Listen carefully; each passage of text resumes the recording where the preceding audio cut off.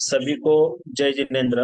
Varthaman education and research institute की ओर से आप सभी का सहर्ष स्वागत करते हैं।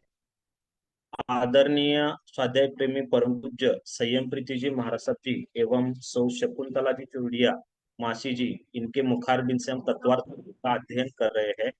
तत्वार्थ सूत्र क्लास नंबर 87 में आप सभी का सहर्ष स्वागत करते हैं।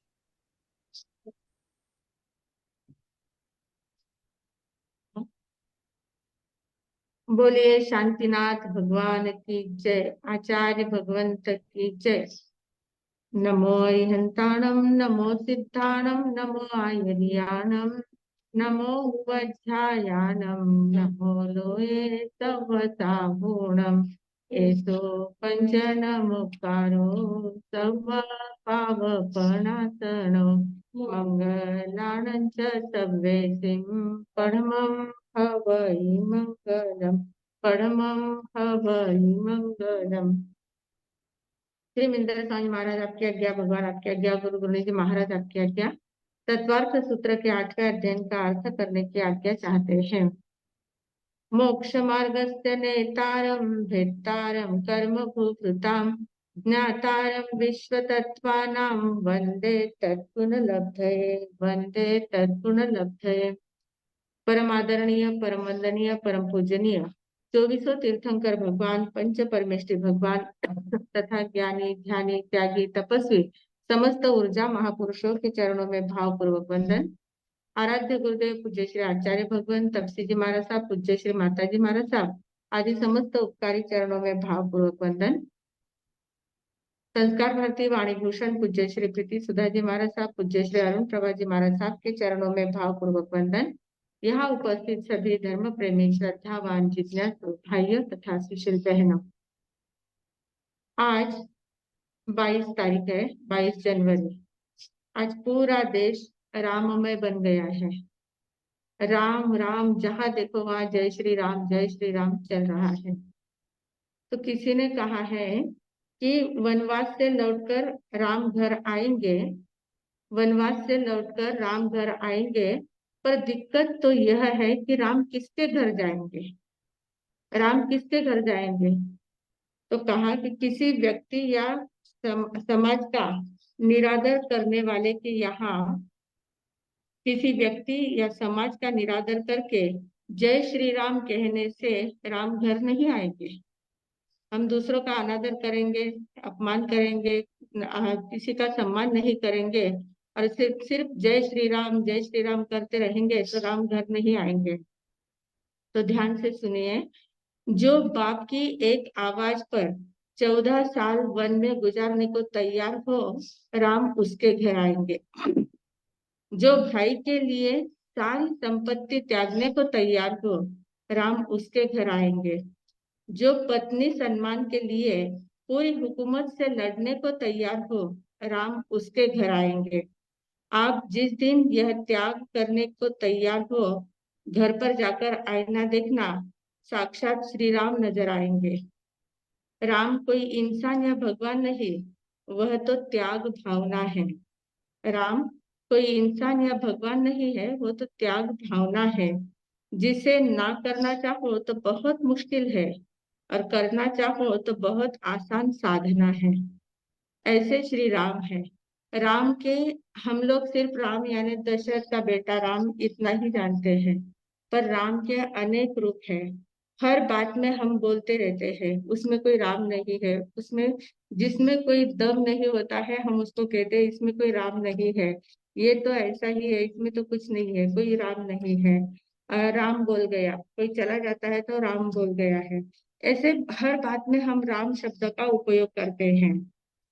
तो किसी ने कहा है कि एक राम दशरथ का बेटा, दशरथ का बेटा तो राम था ही, जिसका आज इतना उदो उदो चल रहा है। एक राम दशरथ का बेटा, एक राम घर घर घट घट में बैठा। हर एक घट में राम है। हमारे अंतर में जो आत्मा है, जो चैतन्य शक्ति है, उसको भी राम कहते हैं। तो घट घट में बैठा, एक राम दशरथ का बेटा, एक राम घट घट में बैठा। एक राम का जगत पसारा, जो सारा कुदरत का नजारा है, संपूर्ण जग जो दिख रहा है हमें, ये सारा पसारा किसका है? राम का है।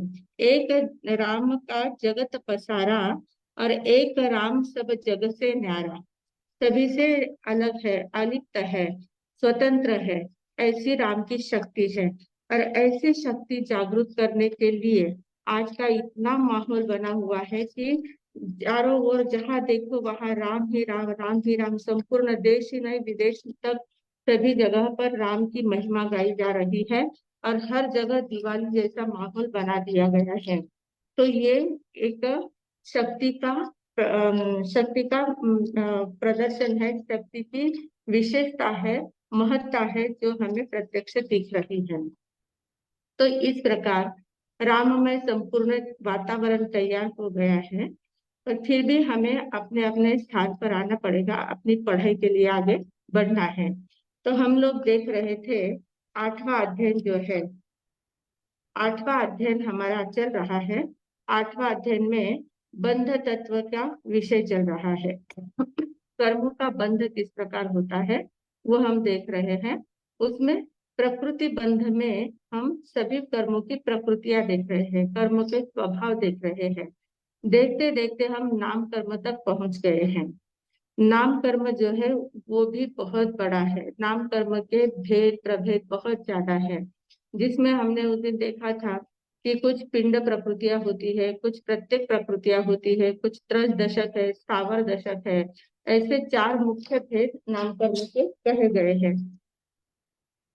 तो उसमें अब थोड़ा सा जमलिंग होता है हमारा, ध्यान में नहीं आता कि कैसे उसको समझे, पिंड प्रकृतियां क्या कैसे समझे, और प्रत्येक प्रकृतियों को कैसे समझे, वो ध्यान में नहीं आता है। तो उसके लिए थोड़ा सा एक उदाहरण के तौर पर हम देखेंगे, उदाहरण से समझेंगे तो जल्दी से ध्यान में आ जाएगा। पहले हम 12वां जो सूत्र है, नाम कर्म का जो 12वां सूत्र है, उस सूत्र को थोड़ा सा पढ़ लेते हैं। गति, जाति, शरीर, अंगोपांग, निर्माण, बंधन, संघात, संस्थान, संहनन, स्पर्श, रस, गंध, वर्णानुपूर्वी, अगुरु लघु, उपघात, पराघात, आतप, उद्योत, उच्छ्वास, विहायोगतयः, प्रत्येक शरीर, त्रस, सुभग, सुस्वर, शुभ, सूक्ष्म, पर्याप्त, स्थिर, आदेय, यशांसी, सेतराणि, तीर्थकृत्वम च, ऐसे 42 प्रकृतियों का नाम यहाँ पर दिया गया है। ऐसे नाम कर्म की 103 प्रकृतियां भी है, 93 भी प्रकृतियां है, 42 भी प्रकृतियां है। जैसे जैसे हिसाब से ली जाती है वो बहुत अलग विषय है।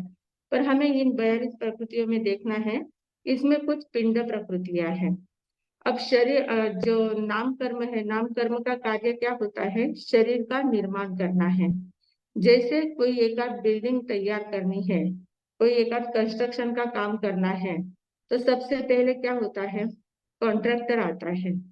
कॉन्ट्रैक्टर जगह देखता है, स्थान निश्चित करता है कि किस स्थान पर कौन सी बिल्डिंग खड़ी करनी है। तो कॉन्ट्रैक्टर का काम करने वाला है हमारा गति नाम कर्म। गति नाम कर्म जो है वो एक स्थान, एक गति निश्चित करता है, किस गति में हमें जाना है, उस गति का निश्चितीकरण गति नाम कर्म करता है। तो कॉन्ट्रैक्टर का काम कर लेता है। फिर कॉन्ट्रैक्टर ने जगह निश्चित कर ली है, वहां बता दिया है कि ऐसा ऐसा हमें बिल्डिंग तैयार करनी है। तो फिर वहां पर आता है आर्किटेक्चर। आर्किटेक्चर जो आता है वो क्या करता है कि बिल्डिंग का लेआउट तैयार करता है, किस प्रकार से बिल्डिंग तैयार करनी है, बिल्डिंग किस प्रकार की होती है, कितने मंजिला है, कितने कौन से ढंग की है, बंगला है या मल्टी स्टोरेज है, किस प्रकार की बिल्डिंग है, वो तय करता है। तो यहाँ आता है हमारा जाति नाम कर्म। जाति नाम कर्म क्या करता है कि गति नाम कर्म ने एक गति तय कर ली है, जाति नाम कर्म उस गति में कितनी इंद्रियां प्राप्त होने वाली है, उन इंद्रियों का मतलब कितनी स्टोरेज की बिल्डिंग है या कैसी बिल्डिंग है, किस बिल्डिंग का जो निश्चितीकरण है, वो जाति नाम कर्म करता है। कितनी इंद्रियां वहां पर प्राप्त करानी है और किस प्रकार से शरीर की रचना करनी है, वो आउटलेट बता देता है। फिर आता है इंजीनियर। इंजीनियर आते हैं, और इंजीनियर आने के बाद वो सारे जिस प्रकार से आर्किटेक्चर ने नक्शा तैयार किया है, उस नक्शे को देखकर पूरी बिल्डिंग की आकृति तैयार करता है, पूरी बिल्डिंग की आकृति तैयार करता है। तो वो काम करता है हमारा शरीर नाम कर्म। शरीर नाम कर्म के हिसाब से वो सारा काम होता है। और जो इंजीनियर होता है वो सिर्फ तैयार करता है, स्ट्रक्चर तैयार कर देता है, मतलब उसका प्रतिकृति तैयार कर देता है। पर वो सभी कारागिरों को बुलाता है और कारागिरों को एक एक काम सौंपता जाता है। तो उसमें जो कारागिर आते हैं, कुछ मजदूर आते हैं रॉ मटेरियल इकट्ठा करने वाले, रॉ मटेरियल को इकट्ठा करके वहां पर लाके रखने वाले कुछ मजदूर होते हैं।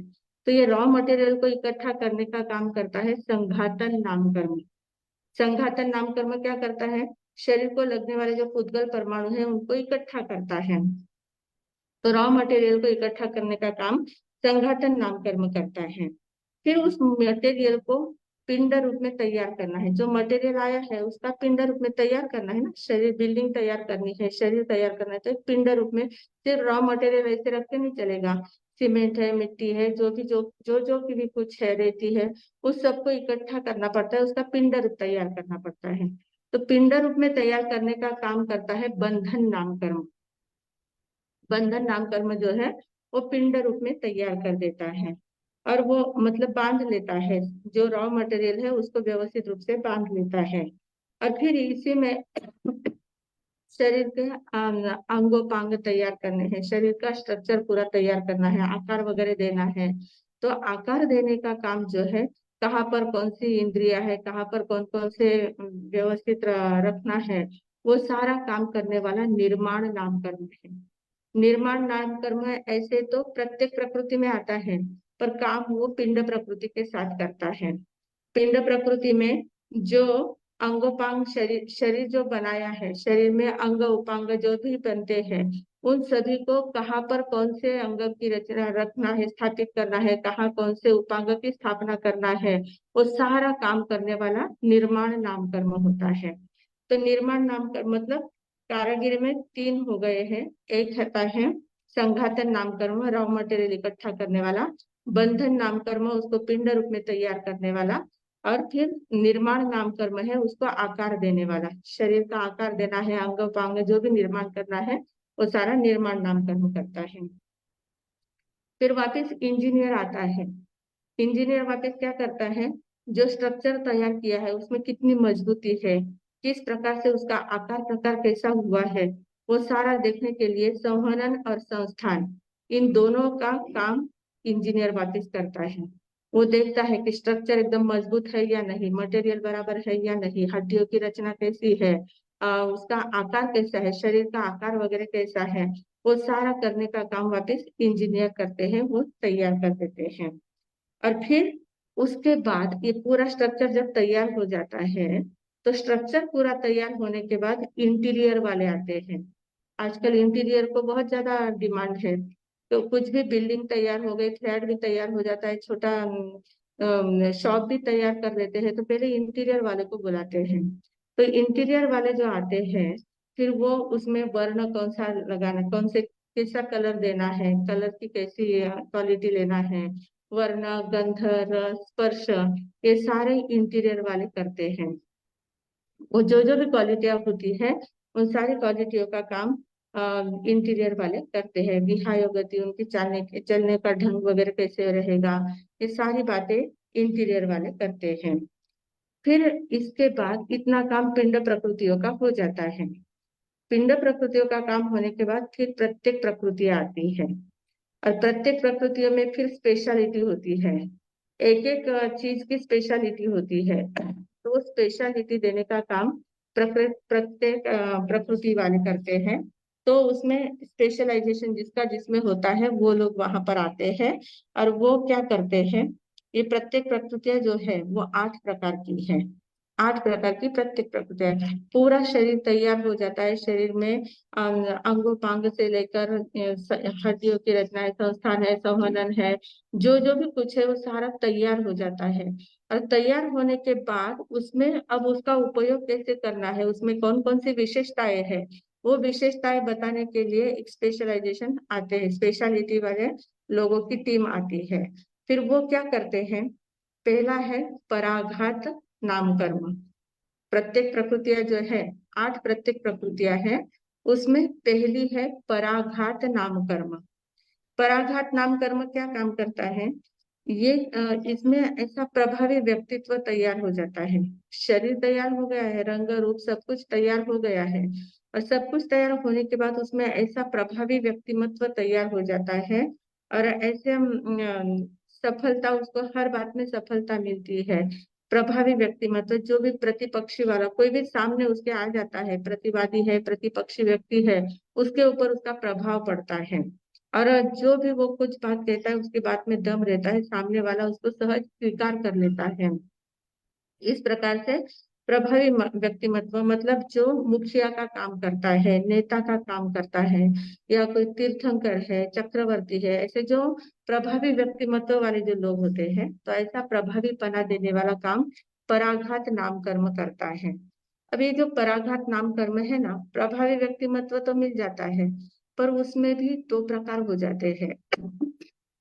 प्रभावी व्यक्तिमत्व मिलना बात अलग है, पर उसका उपयोग कैसे करना ये बात अलग होती है। तो प्रभावी व्यक्तिमत्व वाले एक तो सामने वाले को सन्मार्ग दिखाते हैं, सन्मार्ग में ले जाने वाले होते हैं, अच्छा काम करने वाले होते हैं, सभी को सहायता करने वाले हैं, सभी को अच्छी राह बताने वाले होते हैं। ये एक काम, शुभ काम करने वाला भी प्रभावी व्यक्तिमत्व होता है। और दूसरा प्रभावी व्यक्तिमत्व होता है जो अशुभ काम करता है। अशुभ लोगों का भी बहुत प्रभाव होता है, चोरों डाकुओं का भी प्रभाव होता है, उनका भी, उनके भी अपने सरदार होते हैं, उनके भी अपने मुखिया होते हैं। आतंकवादी है, उनके भी अपने मुखिया होते हैं, उनका भी एक प्रभाव होता है, उनकी जो भी कम्युनिटी होती है, उनकी जो भी लोग होते हैं, उन लोगों के ऊपर उनका भी प्रभाव बहुत ज्यादा होता है। तो वो प्रभावी व्यक्तिमत्व उनको मिलता है, पर वो लोगों को दिशा भटकाने वाला काम करते हैं, कुमार्ग पर ले जाने वाला काम करते हैं। तो ये पराघात नाम कर्म जो मिलता है, पराघात नाम कर्म दोनों काम करता है, एक सन्मार्गदर्शक भी होते हैं और कुमार्गदर्शक भी होते हैं। तो ऐसा पराघात नाम कर्म एक स्पेशलिटी उसमें आ जाती है। फिर आता है उच्छ्वास नाम कर्म। अब शरीर तैयार हो गया है, शरीर के लिए श्वासोश्वास की बहुत ज्यादा आवश्यकता होती है। कोई भी शरीर है, अवतारिक शरीर है या वैक्रिय शरीर है, उसमें श्वास के बिना शरीर टिकता नहीं है। तो श्वास लेने की जो क्षमता होती है, श्वास लेने की, उच्छ्वास लेने मतलब श्वासोश्वास लेने की जो भी तैयारी होती है, जो भी क्षमता होती है, वो क्षमता देने वाला उच्छ्वास नाम कर्म है। उच्छ्वास नाम कर्म ही हमें श्वास सरलता से ले सकते हैं या नहीं ले सकते हैं, श्वास लेने में तकलीफ होती है या सरलता से ले सकते हैं। तो ये श्वासोच्छ्वास को उत्पादक होता है, ये नियंत्रक नहीं होता है। मतलब ऐसा नहीं है कि जब आप चाहे तभी श्वास ले सकते हैं, या प्राणायाम के द्वारा आप जो श्वास पर नियंत्रण करते हैं, वो नियंत्रण करने वाला ये उच्छ्वास नाम कर्म नहीं होता है। ये सिर्फ श्वास लेने की शक्ति तैयार देता है। श्वास कैसे लेना है, क्या करना है, वो आप अपना जाने। हर एक व्यक्ति अपने अपने हिसाब से श्वासोच्छ्वास लेता रहता है, पर उसको उत्पादक मतलब शक्ति को जागरण करने वाला उच्छ्वास नाम कर्म होता है। फिर तीसरा होता है आतप नाम कर्म। आतप नाम कर्म क्या करता है, आतप नाम कर्म के कारण से क्या होता है, शरीर हमारा शीत होता है, ठंडा होता है, शरीर में एकदम शीतलता होती है, पर शरीर में से जो प्रकाश बाहर निकलता है, वो प्रकाश बहुत ज्यादा गर्म होता है। जैसे सूरज, सूरज जो होता है, सूर्य जो होता है, सूर्य का प्रकाश, सूर्य स्वयं में एकदम शीत होता है, ठंडा होता है, और उसकी जो प्रकाश निकलती है, किरणें जो निकलती है, जितना दूर जाता है, उससे जितनी दूर वे किरणें जाती है, उतनी ज्यादा वो गरम गरम होती जाती है, गर्म प्रकाश उसका मिलता है। स्वयं शीत है पर प्रकाश उसका गर्म है। ऐसे सूर्य देखा तो वो स्फटिक में, सूर्य का जो विमान होता है, वो स्फटिक में रत्नों से बना हुआ, पृथ्वी का बना हुआ होता है, पर उसमें ऐसी शक्ति होती है कि उसके द्वारा प्रकाश बाहर निकलता रहता है, और वो प्रकाश एकदम गर्म होता है। उसको आतप नाम कर्म कहते हैं। आतप नाम कर्म के कारण से सूर्य का प्रकाश गर्म होता है। फिर आगे आता है, चौथा है उद्योत नाम कर्म। उद्योत नाम कर्म इसके विपरीत, आतप के विपरीत होता है, मतलब स्वयं भी शीतल रहता है और उसका प्रकाश भी एकदम शीतल होता है, जैसे चंद्रमा के समान। चंद्रमा का चंद्रमा का जो प्रकाश है वो कैसा होता है, एकदम शीतल ठंडा प्रकाश होता है, और उस ठंडे प्रकाश के कारण से सभी को ठंडक मिलती जाती है। सिर्फ चंद्रमा का ही प्रकाश नहीं, चंद्र ग्रह नक्षत्र तारा जो भी होते हैं वे सारे सूर्य को छोड़कर सभी ज्योतिषी देव का ठंडा स्पर्श होता है, उनका प्रकाश उद्योत नाम कर्म का उदय होता है। और फिर उद्योत नाम कर्म में जैसे जुगनू होते हैं, रात में जो जुगनू होते हैं वो प्रकाश देते हैं, उनके भी शरीर में से प्रकाश निकलता है एक प्रकार का, उनका भी प्रकाश एकदम शीत होता है, ठंडा प्रकाश होता है। फिर रत्न वगैरह होते हैं, सूर्यकांत मणि, चंद्रकांत मणि, इस प्रकार से अलग अलग रत्न होते हैं। तो वो रत्न भी प्रकाशित होते हैं, अंधेरे में प्रकाशित होते हैं, प्रकाश देते हैं। तो उनका प्रकाश जो होता है वो भी एकदम शीत प्रकाश होता है, ठंडे प्रकाश वाले होते हैं। उनका भी मतलब रत्न में भी एक इंद्रिय जीव होते हैं, स्थावर जीव है, पृथ्वी काय के जीव है, तो पृथ्वी काय में भी वो शक्ति होती है, उद्योत नाम कर्म उनका भी उदय में होता है। फिर होते हैं वैक्रिय लब्धिधारी, कोई मुनिराज है या वैक्रिय लब्धिधारी, जो शरीर देवताओं का शरीर होता है वैक्रिय शरीर, तो वैक्रिय शरीर वाले या वैक्रिय लब्धिधारी जो मुनिराज होते हैं उनके भी शरीर में से एक प्रकार का प्रकाश निकलता है, तो वो प्रकाश भी एकदम शीत होता है, ठंडा होता है। देवताओं का भी, देवता भी जब आते हैं तो उनके भी शरीर में से एक प्रकाश निकलता है, तो वो प्रकाश भी एकदम कैसा होता है, ठंडा होता है, ठंडक देने वाला होता है। तो ये सारा उद्योत नाम कर्म का प्रभाव होता है। उद्योत नाम कर्म का उदय है, इसलिए उनका प्रकाश, शरीर में से निकलने वाला जो प्रकाश है वो शीत होता है, ठंडा होता है। फिर अगुरु लघु, पांचवा नाम कर्म है अगुरु लघु नाम कर्म। अगुरु लघु का अर्थ क्या होता है, अगुरु, गुरु यानी भारी, लघु यानी हल्का, न अ यानी नहीं, यानी जो बहुत ज्यादा भारी भी नहीं है, बहुत ज्यादा हल्का भी नहीं है, ऐसा शरीर का निर्माण होता है। लोहे जैसा, वज्र जैसा एकदम बहुत ज्यादा भारी भी नहीं होता है शरीर, और एकदम रुई जैसा हल्का भी नहीं होता है कि हवा आए तो उड़ जाए, ऐसा भी नहीं होता है। तो उसमें प्रमाण युक्त वजन होता है। और ठीक है, हमारा वजन कम कम ज्यादा होता रहता है, पर फिर भी वो अगुरु लघु नाम कर्म के उदय से प्रमाणोपेत वजन होता है। जो भार होता है, शरीर का जो भार होता है वो न हल्का होता है न भारी होता है, अगुरु लघु लघु नाम कर्म के उदय से व्यवस्थित होता है। फिर आगे आता है छठा जो प्रत्येक भाग है, प्रत्येक प्रकृति का जो भाग है छठा, उसमें है तीर्थंकर नाम कर्म। तीर्थंकर नाम कर्म जो है, जो ऐसे एक पद की, तीर्थंकर पद की प्राप्ति इस नाम कर्म के उदय से होती है। और तीर्थंकर पद प्राप्ति होना यानी क्या होता है, और केवल ज्ञानी तो बहुत होते हैं, सभी केवली तीर्थंकर नहीं हो पाते हैं, तीर्थंकर बहुत कम लोग होते हैं। बहुत ज्यादा पुण्यवानी का उदय होता है, दुनिया में सबसे ज्यादा पुण्यवानी का जो उदय होता है वो तीर्थंकर का होता है। बहुत ज्यादा पुण्यवानी के कारण से तीर्थंकर नाम कर्म का बंध उनका होता है। तो तीर्थंकर का जो वैभव होता है, बाह्य वैभव, आंतरिक वैभव तो खुल ही जाता है, केवल ज्ञान केवल दर्शन होने के कारण से सर्वज्ञ सर्वदर्शित्व सब कुछ प्रकार के लब्धियां उनको प्राप्त हो जाती है, सब कुछ आंतरिक वैभव तो है ही, पर बाह्य वैभव भी उनका इतना ज्यादा होता है, 34 अतिशय होते हैं, 35 वाणी होती है, अष्ट महाप्रतिहार्य होते हैं, ये सारा बाहर का जो वैभव है, ये वैभव सभी तीर्थंकर नाम कर्म के उदय से मिलता है। बाह्य वैभव भी किसके कारण से, तीर्थंकर नाम कर्म के उदय से मिलता है। और ये तीर्थंकर नाम कर्म के उदय के कारण त्रैलोक्य पूज्य हो जाते हैं, तीनों लोक में उनकी पूजा होती है।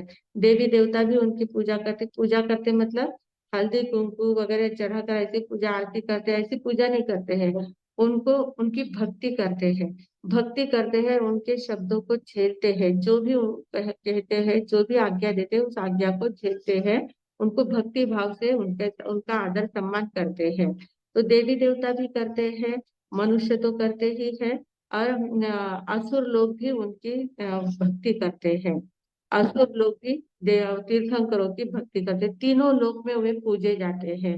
ऐसा तीर्थंकर के एक अतिशय होता है कि सभी लोग उनकी पूजा करते हैं, मतलब उनको पूजते हैं।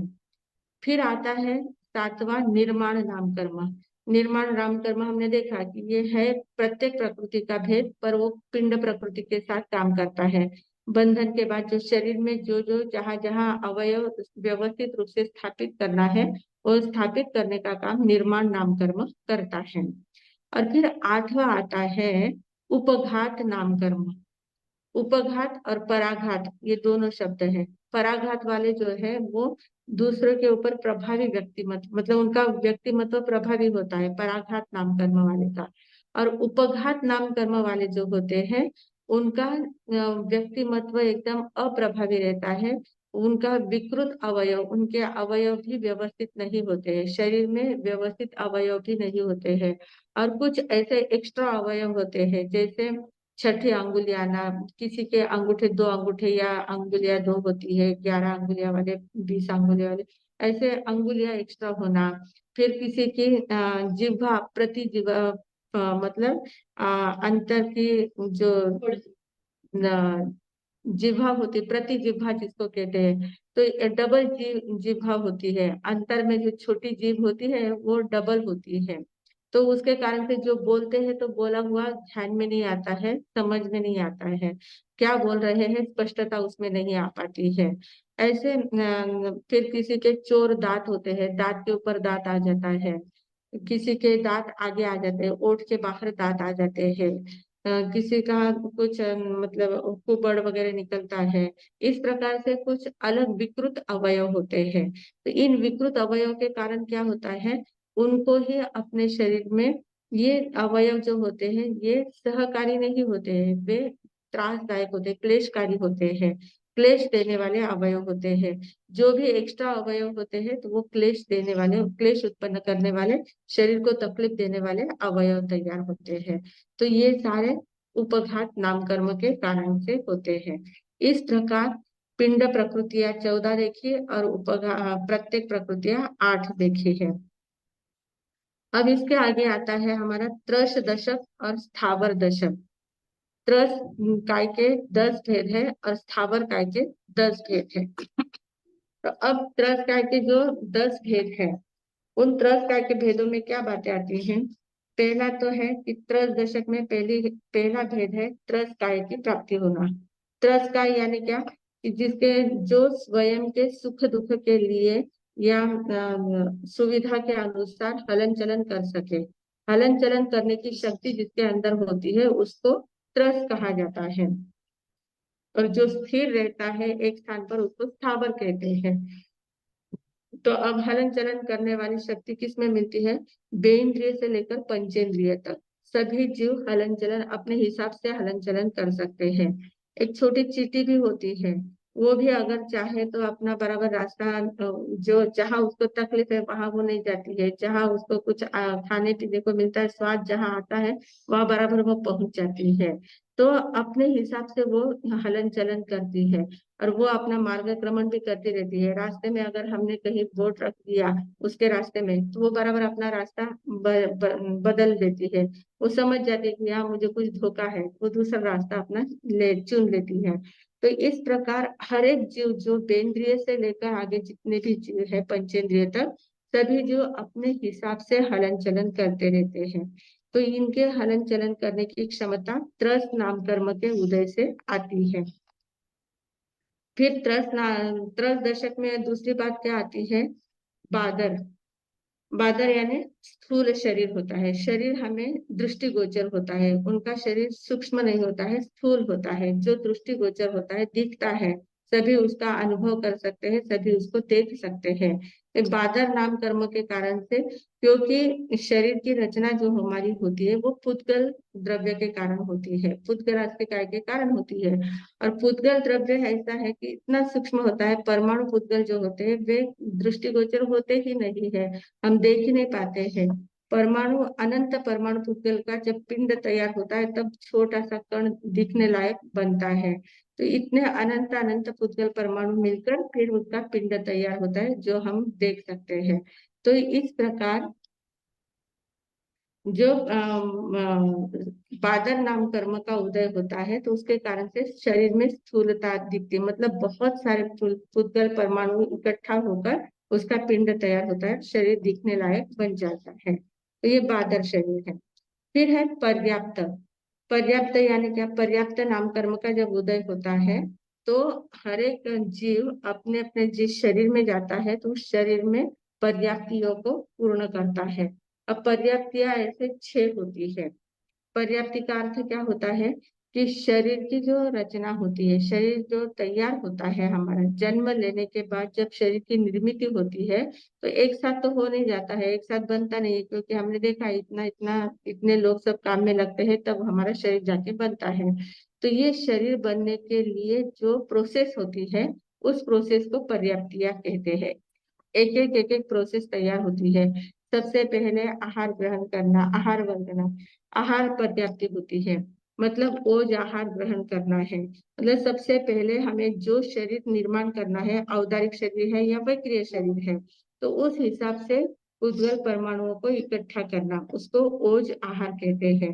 तो ये आहार पर्याप्ति सबसे पहले, मतलब रॉ मटेरियल इकट्ठा करना। फिर उसका पिंड तैयार करना, वो शरीर पर्याप्ति होती है। मतलब इसका आकार तैयार कर लेना, वो शरीर पर्याप्ति होती है। उसके बाद इंद्रिय पर्याप्ति आती है। एक एक इंद्रिय उसमें, यहाँ ये आंख होगी, यहाँ नाक होगा, यहाँ कान हो गए, यहाँ जीभा होगी, यहाँ हाथ हो गए, यहाँ पैर हो गया, ऐसा पूरी क्षमता उसमें तैयार हो जाती है। मतलब वहां टिक मार्क तैयार हो जाता है कि यहाँ अमुक अमुक वस्तु होने वाली है। तो ये इंद्रिय पर्याप्ति है। इंद्रिय पर्याप्ति में वो इंद्रिय बनने की क्षमता उसमें आ जाती है। और उसके बाद श्वासोश्वास पर्याप्ति आती है। इंद्रिय पर्याप्ति होने के बाद श्वास लेने की शुरुआत होती है, श्वास लेने की तैयारी हो जाती है, मतलब क्षमता उसमें आ जाती है, वो श्वासोश्वास पर्याप्ति है। वो चारों पर्याप्तियां पूर्ण होने के बाद भाषा पर्याप्ति आती है, बोलने की क्षमता, मतलब ये बोल पाएंगे, इस शरीर में बोलने की क्षमता आ रही है, तो क्षमता वहां तैयार हो जाती है, उसको भाषा पर्याप्ति कहते हैं। और सबसे आखिरी है मन पर्याप्ति। मन पर्याप्ति यानी ये चिंतन मनन कर सकेगा। तो इस प्रकार ये 6 पर्याप्तियां होती है। तो इसमें से एकेंद्रिय जो जीव होते हैं, उन एकेंद्रिय जीवों में सिर्फ 4 पर्याप्तियां होती है। उसमें आहार पर्याप्ति होती है, शरीर होती है, इंद्रिय पर्याप्ति होती है, श्वासोश्वास पर्याप्ति होती है। ये चारों पर्याप्तियां एकेंद्रिय जीव में होती है। उनमें भाषा पर्याप्ति नहीं होती, क्योंकि जिह्वा नहीं है, एक ही इंद्रिय, स्पर्शन इंद्रिय ही उनके पास है, तो इसलिए सिर्फ 4 पर्याप्ति उनके पास होती है। मतलब सभी स्थावर जीवों में 4 पर्याप्ति होती है। फिर आगे बेंद्रिय में, बेंद्रिय से लेकर असन्नी पंचेंद्रिय तक, इन सभी में भाषा पर्याप्ति एक एक्स्ट्रा हो जाती है, क्योंकि बोलने की क्षमता उनके पास आ जाती है। तो बोलने की क्षमता है बेंद्रिय से लेकर जिह्वा आ गई बेंद्रिय में, तो बोलने की क्षमता भी उसमें आ सकती है। वो भले उनके उनके ये उनके हिसाब से उनकी वाणी तैयार होती है, उनके हिसाब से बोलते हैं, पर बोलने की क्षमता उनमें होती है। तो बेंद्रिय से लेकर असन्य पंचेंद्रिय तक 5 पर्याप्तियां होती है। आहार पर्याप्ति, शरीर पर्याप्ति, इंद्रिय पर्याप्ति, श्वासोश्वास पर्याप्ति और भाषा पर्याप्ति, ऐसे 5 पर्याप्तियां उनमें होती है। उसके बाद जो सन्नी पंचेंद्रिय जीव है, सन्नी पंचेंद्रिय जीव में ही 6 पर्याप्तियां होती है। मन पर्याप्ति सन्नी पंचेंद्रिय जीव में ही आती है, बाकी पर्याप्ति बाकी जीवों में नहीं आती है। सन्नी पंचेंद्रिय में फिर मनुष्य भी है, तिर्यंच पंचेंद्रिय वाले जो है सन्नी पंचेंद्रिय तिर्यंच वो भी होते हैं, देवता है, नारकी है, इन सभी को 6 पर्याप्तियां होती है। तो इन 6 पर्याप्तियों की पूर्णता होना, बहुत बार क्या हो जाता है, जीव जहाँ जन्म लेता है, अभी पर्याप्तियां पूरी हुई नहीं है कि उसकी मृत्यु हो जाती है, वहां से वो मर जाता है। तो अपूर्ण अवस्था में ही वो मर जाता है, उसको अपर्याप्त अवस्था कहते हैं। और पर्याप्त अवस्था यानी पूर्ण पर्याप्तियां तैयार हो गई है, पर्याप्तियों की क्षमता उसकी पूरी हो चुकी है, तो उसको पर्याप्त नाम कर्म का जिसका उदय होता है उसकी सभी पर्याप्तियां पूर्ण होती है। तो ये पर्याप्त नाम कर्म है। फिर है प्रत्येक नाम कर्म। प्रत्येक नाम कर्म का अर्थ क्या होता है? एक शरीर में एक जीव स्वतंत्र रहता है, स्वतंत्र एक शरीर में एक ही जीव रहता है। हमारे शरीर में हमारी आत्मा एक ही रहती है। हर एक के एक एक शरीर में एक एक जीव रहना, एक बीज में एक जीव रहना, इस प्रकार प्रत्येक जो शरीर है, प्रत्येक नाम कर्म जो है वो एक शरीर आश्रित एक जीव रहना, उसको कहते हैं प्रत्येक नाम कर्म। फिर है स्थिर नाम कर्म। स्थिर नाम कर्म में क्या आता है? शरीर तैयार हुआ है पर शरीर में कुछ कुछ बातें एकदम स्थिर होती है, मजबूत होती है, जैसे हमारे दांत है, हड्डियां है, ग्रीवा है, ये जो जो भी शरीर के अवयव है वो स्थिर होते हैं। उनमें हलन चलन नहीं होती, वो डगमगाते नहीं है, स्थिर होते हैं।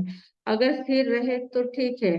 दांत स्थिर है तब तक ठीक है, दांत थोड़ा हिलने लग जाता है तो हमें निकालना पड़ता है, वो टिकता नहीं है। तो स्थिर नाम कर्म के उदय से ये जो हड्डियां है, दांत आदि जो है वो स्थिर रहते हैं, उसको स्थिर नाम कर्म कहते हैं। फिर है शुभ नाम कर्म। शुभ नाम कर्म से क्या होता है? शरीर में शुभ लक्षण मिलते हैं।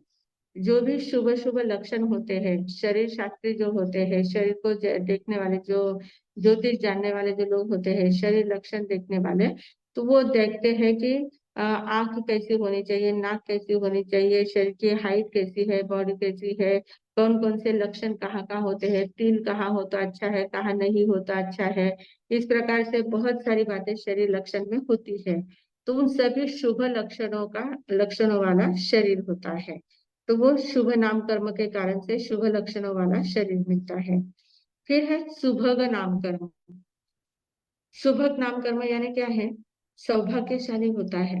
वो कुछ नहीं करता है तो भी वो सबको प्रिय लगता है। कुछ भी नहीं करे, एकदम खाली ऐसे घर में रहे तो भी सबका प्रिय व्यक्ति बन जाता है, सबको अच्छा लगता है, सब उसका लाड प्यार करेंगे, सब उसके मन जैसा करेंगे। ऐसा सौभाग्यवान लोग होते हैं कुछ। वो कुछ नहीं करते हैं, घर में बैठे रहते हैं, या संस्था में भी होते हैं कुछ ऐसे लोग जो कुछ करते नहीं है पर सभी लोग उनको मानते हैं, बहुत उनका आदर सम्मान करते हैं। तो उनका सौभाग्य नाम कर्म का उदय होता है, सुभग नाम कर्म का उदय होता है, जो सर्व प्रिय बनते हैं, सभी के प्रिय पात्र बन जाते हैं। फिर आगे है सुस्वर नाम कर्म। आठवां है सुस्वर नाम कर्म। सुस्वर नाम कर्म यानी क्या? कि जो बोलते हैं ना, उनकी वाणी बहुत मधुर लगती है, उनके वचन बहुत मीठे लगते हैं, अच्छा लगता है, ऐसा लगता है कि बोलते ही रहे, सुनते रहे, सबको सुनने को, जो श्रोता होते हैं उनको सुनने में अच्छा लगता है, प्रिय लगता है, मधुर लगता है। बहुत बार ऐसा होता है। अब और इसमें भी कैसा होता है? जो अपने प्रिय व्यक्ति है, अपने नजदीक के व्यक्ति है, जो जिनके प्रति हमारी श्रद्धा है या जिनके प्रति हमारा आदर है, जो हमारे बहुत करीब वाले रिश्तेदार है, जो हमारे उपकारी व्यक्ति है, उनके वचन सुनने में हमें बहुत अच्छा लगता है, वो फिर कुछ भी बोले तो भी अच्छा लगता है। पर जो व्यक्ति हमारे दुश्मन जैसे है, मित्र नहीं है, दुश्मन है, या हमारे विरोधी है, या ऐसे जो हमें अच्छे नहीं लगते हैं व्यक्ति, वो अच्छा भी गाते हैं, अच्छा भी बोलते हैं तो भी हमें सुनना अच्छा नहीं लगता है, उनका शब्द ही सुनना अच्छा नहीं लगता है। तो ऐसा इसमें भी भेद होता है। तो सुस्वर नाम कर्म वाले जो होते हैं, उनकी वाणी सभी को अच्छी लगती है, कोई भी सुने, शत्रु सुने या मित्र सुने, सबको उनकी वाणी अच्छी लगती है। फिर है आदेय नाम कर्म। नौवा है आदेय नाम कर्म। आदेय नाम कर्म क्या है? कि उनके वचन जो होते हैं, आदेय नाम कर्म का अगर उदय है हमारा, तो हम जो भी कुछ बोलते हैं सामने वाला तुरंत उसको झेलता है, तुरंत उसको वैसा ही आचरण करता है, उसको तुरंत सम्मान देता है।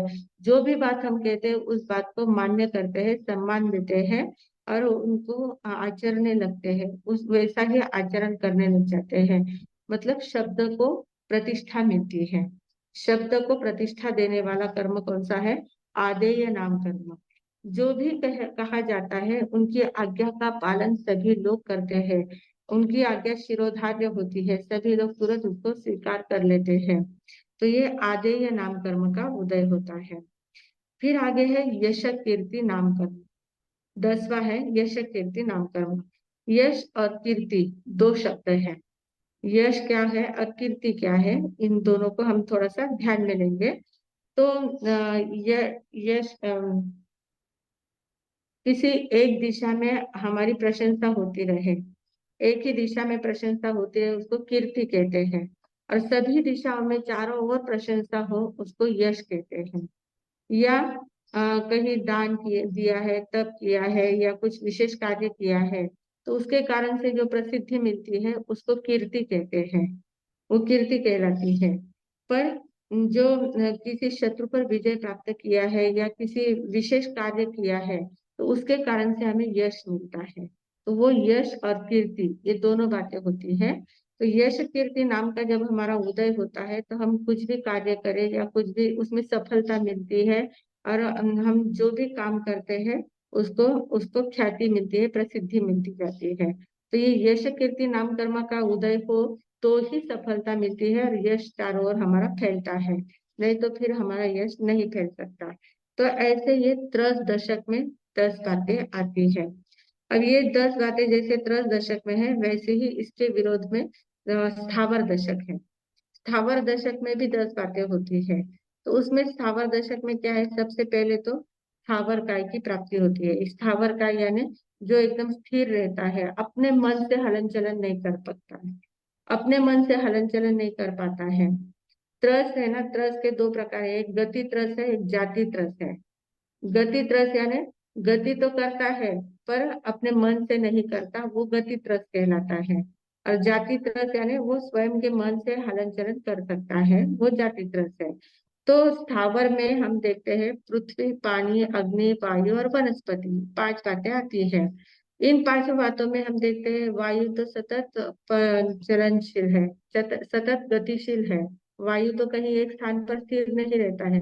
पानी को जहां भी ढलान देता है तुरंत वो बहने लग जाता है, प्रवाहित होता है। अग्नि जैसे ही प्रज्वलित होती है तो ऊर्ध्व गमन करती रहती है। तो इस प्रकार इनकी गति तो होती है, पर ये गति होते हुए भी इनको स्थावर कहा गया है। गति होते हुए भी ये स्थावर कहलाते हैं। क्यों कहलाते हैं? क्योंकि इनके इनके पास सिर्फ गति त्रस्त अवस्था है, पर उनका जाति का नाम क्या है? स्थावर है। स्थावर नाम कर्म का उनका उदय होता है, स्थावर काय का उदय होता है। तो ये अपने मन से हलन चलन नहीं कर पाते हैं।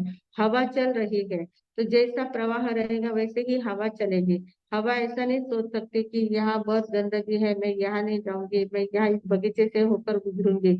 इस प्रकार से हवा नहीं सोचती, सोच भी नहीं सकती और अपना रास्ता बदल भी नहीं सकती। जहाँ जो रास्ता है वहां जो जो भी कुछ आएगा उसमें से गुजरते हुए आगे निकल जाती है। पानी ऐसा नहीं सोचता कि बहुत दिनों से ढलान पर ही चलता हूँ, अब मैं थोड़ा ऊपर चढ़ूंगा, ऐसा पानी कभी नहीं सोचता। और चढ़ भी नहीं सकता है, जहाँ ढलान है वहीं पर वो जाएगा, नहीं तो स्थिर रहेगा। स्थिर जगह है तो स्थिर रहेगा, नहीं तो ढलान है तो ढलान में प्रवाहित होगा। तो ये जो अग्नि को कभी नहीं सोचेगी कि बहुत सालों से मैं अनादि से ऊपर ही उठ रही हूँ, अब मैं थोड़ा नीचे जाऊंगी, वो कभी नहीं सोचती है। हाँ ठीक है, उसको हवा देने के बाद उसको नीचे कर दिया तो बात अलग है, वो नीचे भी प्रवाहित हो सकती है, पर हम प्रयास करेंगे तब होगी। अपने मन से वो नहीं जा सकते, मतलब वो अपनी गति को चेंज नहीं कर सकते, मन से चेंज नहीं कर सकते हैं। जैसे उनकी स्वाभाविक गति है वैसी ही गति उनकी रहती है। तो ये स्थावर काय कहलाते हैं। स्थावर नाम कर्म के उदय से उनकी ऐसी अवस्था होती है। फिर दूसरा है, इधर बादर था तो यहाँ पर है सूक्ष्म। सूक्ष्म नाम कर्म होता है। तो सूक्ष्म नाम कर्म यानी क्या है कि इतने सूक्ष्म उनके शरीर, इतना सूक्ष्म शरीर होता है कि वो किसी को दिखता ही नहीं है। सूक्ष्म शरीर होता है कि जो किसी के काटने से कटता नहीं है, मारने से मरता नहीं है, जलाने से जलता नहीं है, कुछ भी नहीं होता, उसके ऊपर कुछ असर ही नहीं होता है। सूक्ष्म शरीर संपूर्ण लोक में व्याप्त है। जो 5 स्थावर काय है, पांचों स्थावर के सूक्ष्म भेद भी होते हैं, इनके सूक्ष्म और बादर दो दो भेद होते हैं। तो बादर जो हमें दिखता है वो बादर कहलाता है, पृथ्वी, पानी, अग्नि जो भी हमें दिखता है वो बादर है। पर जो नहीं दिखता है वो सूक्ष्म कहलाता है, तो वो संपूर्ण लोक में व्याप्त होते हैं। तो उनका सूक्ष्म नाम कर्म का उदय है, इसलिए वो संपूर्ण लोक में सूक्ष्म शरीर में रहते हैं। फिर है अपर्याप्त। यहाँ पर्याप्त या पूर्ण करने की क्षमता होती है, यहाँ अपर्याप्त अवस्था होती है। अपर्याप्त अवस्था में ही बहुत सारे जो अपर्याप्त नाम कर्म का उदय होता है, तो पर्याप्त या पूरी नहीं कर पाते हैं, उसी में उनका जन्म मरण होते रहता है। फिर है साधारण। यहाँ प्रत्येक था, त्रस दशक में प्रत्येक नाम कर्म था, स्थावर दशक में साधारण नाम कर्म है। प्रत्येक नाम कर्म यानी एक शरीर में एक जीव रहता है। साधारण नाम कर्म में एक शरीर आश्रित अनंत जीव रहते हैं, जो हम कंदमूल वगैरह कहते हैं, तो उसमें एक शरीर आश्रित अनंत अनंत जीव रहते हैं। इतने मतलब उनको स्वतंत्र शरीर भी नहीं मिलता है, इतनी ज्यादा उनको एक शरीर में ही इतने जीवों की एक साथ उत्पत्ति हो जाती है। तो ऐसा बहुत ज्यादा वेदना उनमें होती है, तो ये साधारण नाम कर्म कहलाता है। जिसको हम निगोद भी कहते हैं, निगोद के जीव भी होते हैं, वो साधारण नाम कर्म वाले होते हैं। फिर है अस्थिर नाम कर्म। हमारे शरीर में बहुत सारी बातें जो स्थिर, जैसे हड्डी दांत वगैरह स्थिर होते हैं, वैसे अस्थिर भी चीजें बहुत होती है। आंख होती है, आंख की कीकी होती है, वो हमेशा अस्थिर रहती है। पलकें होती है, वो भी हमेशा अस्थिर रहती है। जिह्वा है, जीभ भी हमारी हमेशा अस्थिर रहती है। चलन हलन चलन कर सकती है, अस्थिरता उसमें आती है। तो ऐसे अस्थिर नाम कर्म का उदय होता है, जिसके कारण से कुछ शरीर हमारे अस्थिर होते हैं। और बहुत सारे लोगों को पार्किंसन की जो बीमारी हो जाती है, तो उनका शरीर भी अस्थिर होता है, थर थर करता रहता है। तो ये थर थर करना, ये भी अस्थिर नाम कर्म का उदय होता है, तभी वो पार्किंसन बीमारी आती है। फिर है अशुभ। अशुभ नाम कर्म का उदय उदय होता है, तो शरीर में सभी अशुभ लक्षण उपस्थित होते हैं। एक भी शुभ लक्षण नहीं होता है, अशुभ लक्षणों से शरीर भरा रहता है, तो वो अशुभ लक्षण, अशुभ नाम कर्म का उदय है। फिर है दुर्भग नाम कर्म। दुर्भग नाम कर्म यानी क्या? भाग्यहीन। सुभग नाम कर्म वाला भाग्यशाली होता है, सर्वप्रिय होता है। और दुर्भाग्यवान जो होता है, दुर्भागी जो होता है, वो किसी को प्रिय नहीं लगता है। उनके कर्म ही उसके ऐसे होते हैं, उसका अस्तित्व ही ऐसा होता है, शरीर की रचना ही उसकी ऐसी होती है कि किसी को भी वो अच्छा नहीं लगता है, जहां भी जाता है लोग उसे तिरस्कार करते हैं। तो ये दुर्भग नाम कर्म का उदय होता है। फिर आता है दुस्वर नाम कर्म। दुस्वर नाम कर्म यानी कर्कशकारी शब्द होते हैं, कठोरकारी शब्द होते हैं, जो अश्रवणीय होते हैं, सुनने की इच्छा नहीं होती है, ऐसे शब्द भी मुख से निकलते हैं, तो उसको दुस्वर नाम कर्म कहा। जैसे कव्वे की आवाज होती है, वो दुस्वर नाम कर्म है। कोयल की आवाज है, वो सुस्वर नाम कर्म है। फिर है अनादेय नाम कर्म। अनादेय नाम कर्म यानी क्या? अच्छे वचन बोलता है, फिर भी सही अपने हितकारी वचन कहता है, पर फिर भी वो करने की इच्छा नहीं होती है, उनके वचन को पालने की, उनके वचन को सम्मान देने की इच्छा नहीं होती है, उसको कहते हैं अनादेय वचन। कितना भी वो अपने हितकारी कहे, अच्छी बातें कहती है, अच्छा करने जैसा है, बहुत उसका फायदेमंद बातें होती है, पर फिर भी वो करने की इच्छा नहीं होती है, क्योंकि कहने वाले के अनादेय नाम कर्म का उदय होता है। फिर है अयश कीर्ति। कितने भी अच्छे अच्छे काम करते हैं, बहुत बड़े बड़े काम करते हैं, हर बात में सफलता प्राप्त हो, ऐसी बातें करते हैं, पर फिर भी समय पर उनको असफलता ही मिलती है। अयश कीर्ति का उदय होता है, उनकी कीर्ति फैलती ही नहीं है, प्रसिद्धि उनकी होती ही नहीं है। बहुत काम करते हैं बड़े बड़े, पर काम करने के बाद भी उनको प्रसिद्धि नहीं मिल पाती है, उनका यश नहीं फैलता है, तो वो अयश कीर्ति नाम कर्म का उदय होता है। तो इस प्रकार से ये 10 दशक और 10 स्थावर दशक, 14 पिंड प्रकृतियां और 8 प्रत्येक प्रकृतियां, इस प्रकार 42 भेद हमने नाम कर्म के देखे हैं।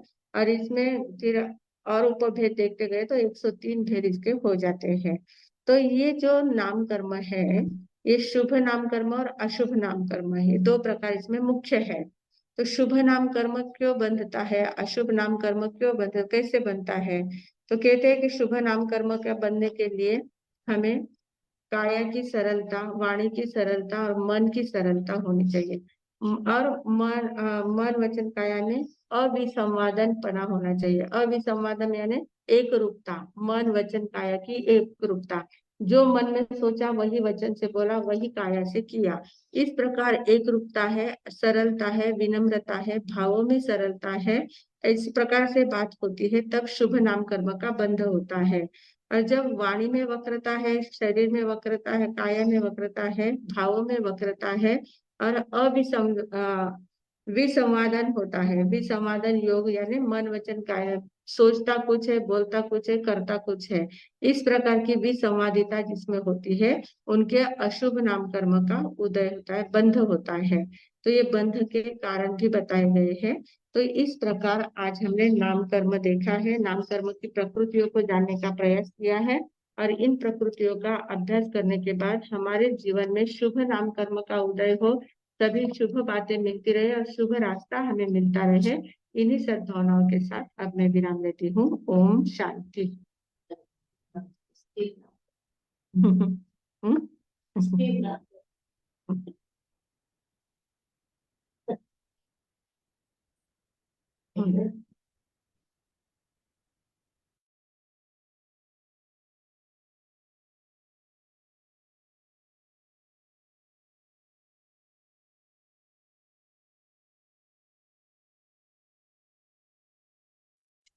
मासी जी ओके करा. मासी जी ओके करा. मासी जी है क्या? हाँ केला हाँ। मध्यान्ह वंदना में सभी जिज्ञासु साधकों को भावपूर्वक जय जिनेन्द्र। कर्म जितना हमारे लिए महत्वपूर्ण है, उतना हमारे शरीर के बारे में जानकारी उतनी महत्वपूर्ण है। और नाम कर्म के कारण, नाम कर्म की जो प्रकृति है उसके कारण हमारे शरीर की हमें पूरी जानकारी हुई है। हम 2 दिन से देख रहे थे, उस दिन भी पार्षद ने बताया था, फिर भी आज बहुत डिटेल में हुआ है और सभी को अच्छी तरह से ध्यान में आया है कि नाम कर्म कितना महत्वपूर्ण है। 8 कर्म में नाम कर्म ज्यादा महत्वपूर्ण लग रहा है क्योंकि शरीर के दृष्टि से।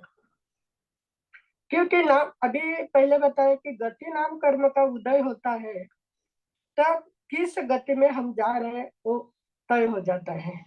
जाति नाम कर्म का उदय होता है तो किस प्रकार का शरीर हमें मिलने वाला है, इंद्रियों को कितनी मिलने वाली है।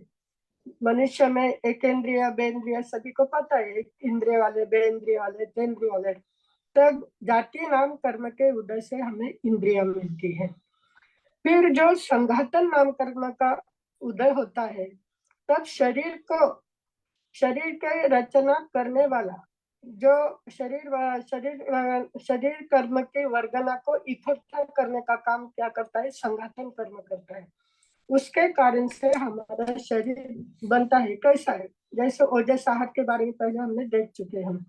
तो संघातन कर्म के कारण शरीर के पुद्गल इकट्ठा होते हैं और बंधन क्या करता है, उस शरीर का एक पिंड तैयार करता है और पिंड करने के बाद उसमें से अंग से उपांग होते हैं। फिर निर्माण कर्म जो होता है उसके कारण से हमारी इंद्रिया तैयार होती है कि कौन सी इंद्रिया कहाँ होती है। अभी हमारे सामने अच्छी तरह से बिल्डर का उदाहरण देकर सारी बातें हम लोगों को समझाइए। फिर उसके बाद सहनन कर्म और संस्थान कर्म कि शरीर की मजबूती कैसी है और शरीर के आकार कैसे है, ये सारे किसके कारण से होता है, सहनन नाम कर्म के उदय से या संस्थान नाम कर्म के उदय से। यानी महत्वपूर्ण ये जो 42 प्रकृतियां बताई वो अच्छी तरह से ध्यान रखेंगे तो सारी बातें अच्छी तरह से हमें ध्यान में आएगी कि सिर्फ हमारा शरीर है, लेकिन शरीर की कितनी प्रोसेस होती है यह नाम कर्म के कारण हमें अच्छी तरह से आज समझा है।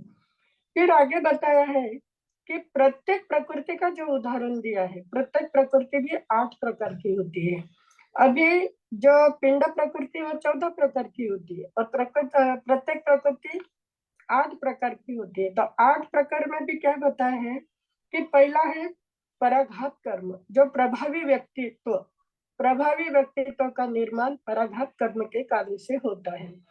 फिर है उच्छ्वास नाम कर्म कि जो श्वासोश्वास लेने की क्षमता हमारी जो बढ़ती है, किसके कारण से होते हैं, हमें लगता है हम श्वास लेते हैं, लेकिन उच्छ्वास नाम कर्म वहां पर काम कर रहा है।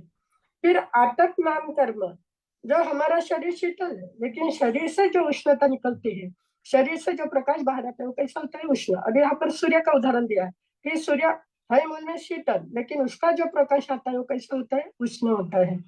और उसके बाद बताया उद्यत नाम कर्म शरीर भी शीतल है और उससे निकलने वाली पर्याय, उससे निकलने वाला प्रकाश भी कैसा होता है, शीतल, कि चंद्रमा की उपमा से समझाया है। फिर उसके आगे बताया अगुरु लघु, कि हमारा शरीर लोहे जैसा भारी भी नहीं, रुई जैसा हल्का भी नहीं, परमाणुपेत। शरीर का भार कैसा होता है, न ज्यादा भारी और न ज्यादा हल्का। उसके बाद बताए तीर्थंकर नाम कर्म। तीर्थंकर नाम कर्म के उदय से ही तीर्थंकर पद की प्राप्ति होती है, कि जो असुरेंद्र, देवेंद्र, नरेंद्र त्रिलोक में पूजित जाते हैं, वो तीर्थंकर। और उसके आगे बताया है निर्माण नाम कर्म। अभी निर्माण नाम कर्म कि शरीर में कौन से स्थान पर कौन सी इंद्रिया बिठानी है, एक काम कौन करता है, निर्माण नाम कर्म करता है।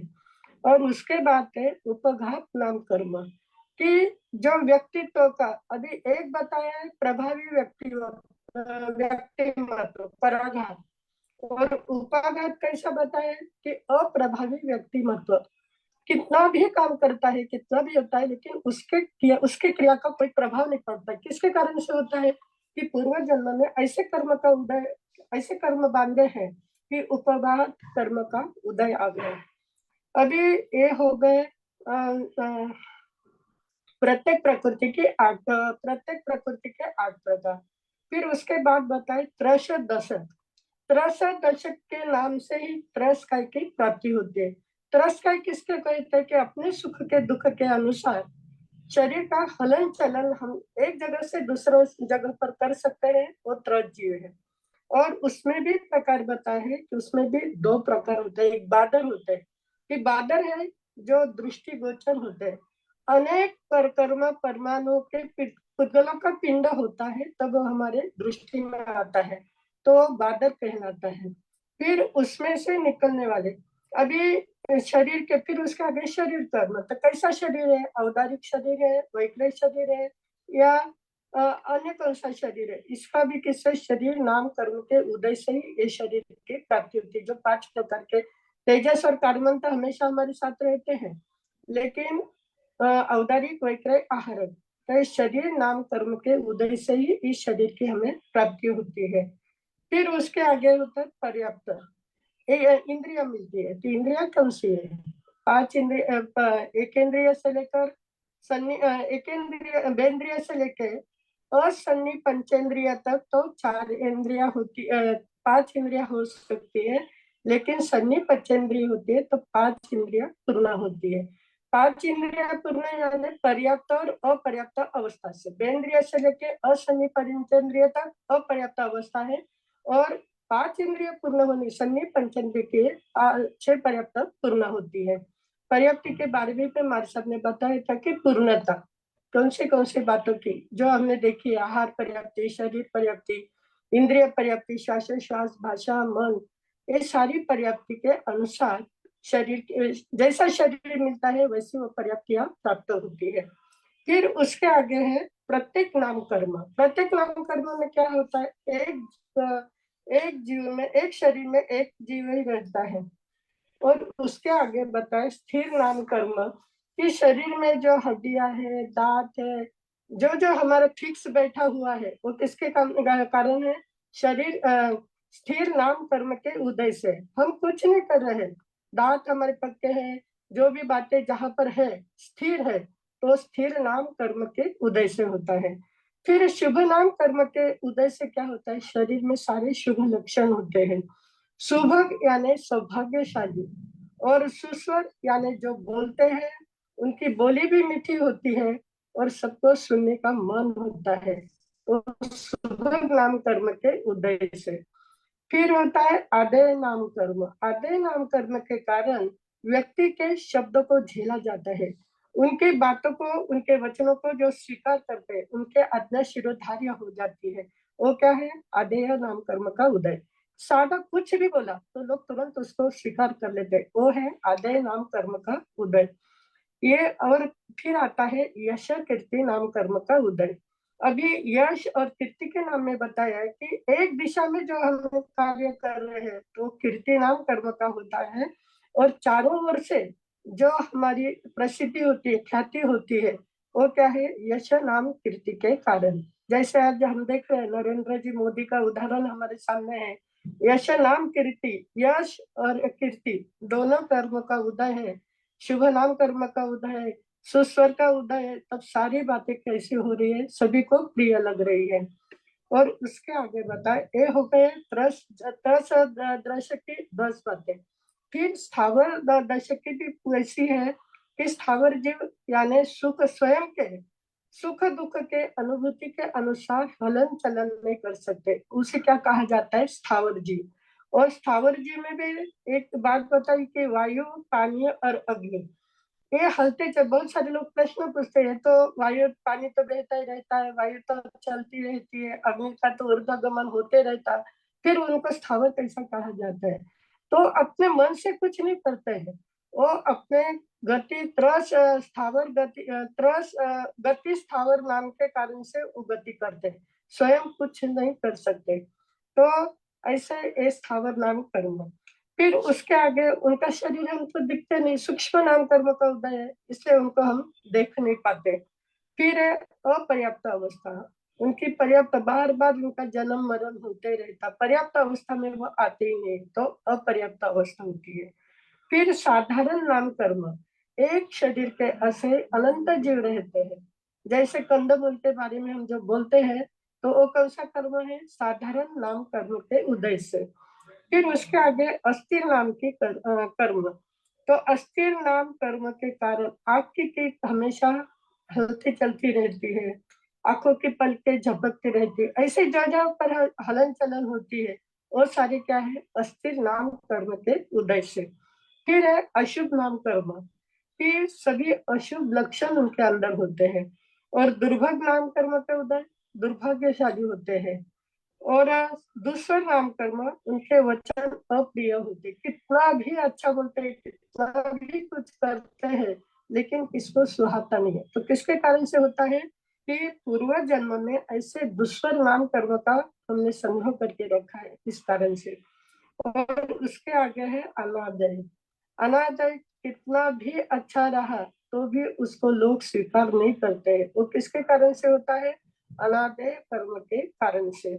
और उसके आगे है अयश कीर्ति, उनको कभी कुछ भी करने के बाद प्रसिद्धि नहीं मिलती है, उसको अयश कीर्ति नाम कर्म का उदय है। यानी देखो, ये सारा हमारे शरीर का चित्रण हमने देखा, चित्रपट है हमारा, कि हम सब कुछ मानते हैं ये मेरा है, ये मैं कर रहा हूँ, कुछ नहीं। जिस जिस कर्म का उदय आएगा उसके अनुसार उसका हमें क्या मिलता है, फल मिलता है। कर्म, नाम कर्म कितना महत्वपूर्ण है।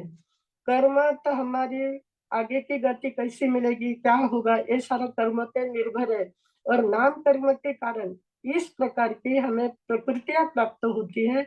और आज हमें सभी को ये 42 प्रकार की प्रकृतियां सभी को अच्छी तरह से ध्यान में आई होगी। इसके 103 भेद भी बताए हैं और 93 भी बताए, लेकिन इसके भेद उपभेद है। मुख्य रूप से ये सारा वर्णन हमने देखा है और सभी को अच्छी तरह से नाम कर्म की जानकारी हुई है। और शुभ नाम कर्म का बंध करने के लिए मन की, वचन की, काया की सरलता, विनम्रता, भाव में एकरूपता होती है, तब शुभ नाम कर्म का उदय आता है। तो ये जाते जाते बहुत बड़ा संदेश हमारे सबने दिया है कि सभी ने शुभ नाम कर्म का शुभ नाम कर्म प्राप्त करने का ही प्रयास करेंगे। हमारे मन, वचन, काया में एकरूपता होनी चाहिए। मन में जैसे विचार आते हैं, जैसे बोलते हैं और जैसी क्रिया होती है, उसमें सभी में एकरूपता होनी चाहिए। तो हम शुभ नाम कर्म का उदय हमारा आते रहेगा। इसी मंगल भावना के साथ मैं विराम लेती हूँ। धन्यवाद मासी जी। आगे प्रश्न के लिए है प्रीति जी, पवन करके हैंड रेज है। जी हेलो, हाँ बोलिए बोलिए, आवाज आ रही? आवाज आ रही। हाँ, तो ये मेरा प्रश्न ये था, महाराष्ट्र है क्या, मतीन वन में महाराष्ट्र? हाँ जी, हाँ बोलो। हाँ, प्रश्न ये था मेरा कि आपने ये बोला कि वनस्प 6 पर्याय जो है तो सिर्फ मनुष्य पर्याय में ही मन होता है। तो आजकल तो लोग बोलते हैं कि वनस्पति में भी मन होता है। नहीं, वनस्पति में तो मन नहीं होता है। पर्याप्त जब सन्नि पंचेंद्रिय जीव जो होते हैं उसी में मन होता है। मनुष्य में तो होता ही है। और सन्नि पंचेंद्रिय जैसे गाय भैंस है, पंचेंद्रिय जो जीव है, मछली वगैरह है, पक्षी है, इन सभी में भी मन होता है। और जो देवी देवता है उनमें भी मन होता है, नारकी के जीवों में भी मन होता है। जो सन्नि पंचेंद्रिय है, गर्भ से उत्पन्न होने वाले जो जीव होते हैं उनमें मन होता है। समुद्र से उत्पन्न होने वालों में मन नहीं होता है। नहीं पर अब जैसे बहुत से एक्सपेरिमेंट ये बताते हैं ना कि एक ही पौधा म्यूजिक के साथ रखो और एक पौधा वही रखो, तो कैसे होता है? हमारे पास दो प्रकार के मन होते हैं, एक भाव मन होता है, एक द्रव्य मन होता है। तो ये द्रव्य अच्छा मन की बात है, विचार करने की क्षमता जो है वो द्रव्य मन की बात है। अच्छा, पर वो द्रव्य मन उनके भाव पास, से। हाँ, उनके पास चेतना होती है, तो उस चेतना वो प्रतिक्रिया देती रहती है, तो वो हाँ, भाव तो मन काम करता है। वो भाव मन से होता है, फिर ये द्रव्य मन हाँ का ये पाई। हाँ हाँ और एक सवाल आया था। हाँ। अ, अस्थिर अब अस्थिर नाम कर्म में आपने आख्या और पल के और जीवा इनका उदाहरण दिया, तो अपना मन भी अस्थिर होता है, तो फिर उसको भी अस्थिर नाम कर्म का उदय माना जा सकता है। मन इंद्रिय जैसा नहीं, नो इंद्रिय कहा गया है ना मन को। वो दिखता हाँ नहीं है, हाँ दिखता नहीं है। अच्छा ये देखते हैं ना, ये इंद्रिय हमें दिखती है। मन नो इंद्रिय कहा गया है। तो वो सिर्फ मन चिंतन करने का काम होता है, चंचल ही है, बहुत ज्यादा चंचल है मन। पर हाँ। वो इंद्रिय के हिसाब से नहीं लिया गया है, वो नो इंद्रिय कहते हैं उसको। नौ यानी नो समझा नहीं। नहीं, नो नो। नो यानी इंद्रिय नहीं, तो इंद्रिय के साथ काम करने वाला। अच्छा हाँ, अच्छा, बहुत वंदना नहीं मत मीडिएटर होता है धन्यवाद। वो। आत्मा और इंद्रिय के बीच में काम करने वाला मीडिएटर होता है मन। यस। धन्यवाद पवन जी। धन्यवाद। हाँ जी। हाँ जी, हो गया। हमारा हाँ जी। सब्जेक्ट पचकान, हाँ, हाँ, एका किसी ने पूछा संकल्प था में पक्षी कब है, पचकान। तो पक्षी 25 तारीख को है। 25 तारीख को पक्षी है। और कल के पचकान किसके गुरुवार। एकात्मा पचकना है। ओम शांति शांति शांति उगेसरे एकाचनारा एकटक उपरांत दिवसना तिन्या रातना चविहारा पचकान अनर्थना भोगेनम सहस्रागारणम सव समाशीवत्तियागारणम ओसिरे ओसिरे ओसिरे। व्यासना कल का। ओम शांति शांति शांति उगेसरे व्यासनारा दोटक उपरांत दिवसना तिन्या रातना चविहारा पचकान अनर्थना भोगेनम सहस्रागारणम सव समाशीवत्तियागारणम ओसिरे ओसिरे ओसिरे। मंगल कल की नवकारशी पोरशी आली। ओम शांती शांती शांती उगयसुरे धारणाप्रमाणे उगयसुरे नवकारशी पोरशी 1.5 पोरशी आपापल्या धारणाप्रमाणे उपयुक्त पचकान अस्नम पाणम कायमम सायमम अनर्थना भोगेनम सहस्रागारणम सव समाहिवत्यागारणम ओसिरे ओसिरे ओसिरे। मंगल पाठ। ओम शांति शांति शांति गुरुदेव की आज्ञा से चत्तारी मंगलम अरिहंता मंगलम सिद्धा मंगलम साहू मंगलम केवली पंडित धम्म मंगलम। चत्तारी लघुत्तमा अरिहंता लघुत्तमा सिद्धा लघुत्तमा साहू लघुत्तमा केवली पंडितो धम्मो लघुत्तमो। चत्तारी शरणम पवज्जामि अरिहंते शरणम पवज्जामि सिद्धे शरणम पवज्जामि साहू शरणम पवज्जामि केवली पंडितम धम्मम शरणम पवज्जामि। 4 मंगल, 4 उत्तम, 4 शरणा दुख हरणा सुख करना और शरणा कोई जो भवि प्राणी आधरे तो अक्षय अमर पद होय। बोले भगवान महावीर स्वामी की जय। आचार्य भगवान की जय। पूज्य श्री माता जी महाराज साहब की जय। संस्कार भारती वाणी भूषण पूज्य श्री प्रीति सुधा जी महाराज साहब की जय। सब साधु संतन की जय। आज के आनंद की जय। Vardhaman education and research institute की ओर से आप सभी का खूब खूब आभार एवं धन्यवाद। अभी हम मिलते हैं कल बराबर 8:30 बजे। तब तक सभी के लिए जय जिनेन्द्र।